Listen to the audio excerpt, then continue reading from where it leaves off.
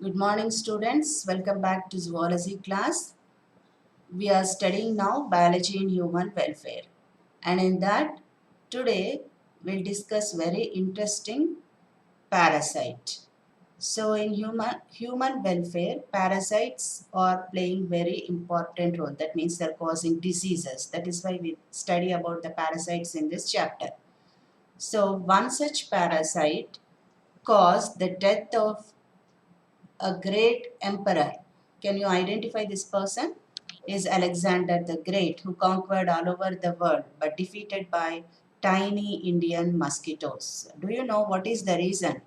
It is because of malaria. In olden days, people used to die because of malarial parasite or malaria, because of malaria.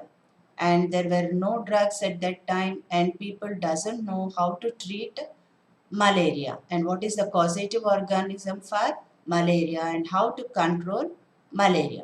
So this disease, malaria, is caused because of Plasmodium vivax. It is a protozoan and its systematic position is phylum Protozoa, subphylum Epicomplexa, class Stelospora, genus Plasmodium, species Vivax. It belongs to phylum Protozoa, means it is a unicellular organism. So this Plasmodium vivax is causing malaria and it is a digenetic parasite. What is the meaning of digenetic parasite? It completes its life cycle in two hosts. First host is called primary host, which is female Anopheles mosquito. Female Anopheles mosquito. And second host is man. Secondary host is man, which is wherein asexual reproduction of the parasite takes place. And there is reservoir host also for this parasite, that is monkey. That means in monkey, the parasite does not undergo any changes. It just stays there. That is why it is called reservoir host. So for Plasmodium vivax, three hosts are there. One is female Anopheles mosquito, which is primary host, where sexual reproduction takes place. Second one is man, where asexual reproduction takes place. And reservoir host is monkey.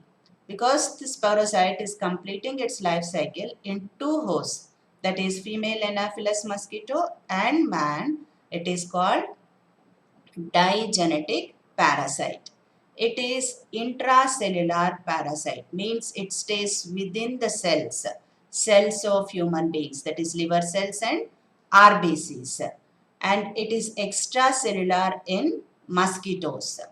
In mosquitoes, it lives on the crop of the mosquito. That is why it is extracellular. And this Plasmodium vivax infective stage means how it is transported from one person to another person, or in which stage is sporozoid. It is going from one patient to another patient through female Anopheles mosquitoes at the stage of sporozoid. So sporozoid is considered as infective stage. This is the sporozoid. And how it is transmitted? It is transmitted by the inoculation. That means by the bite of female Anopheles mosquito. If the mosquito bites one malaria patient and bites another healthy person, the sporozoids enter from patient to healthy person and that person will be infected.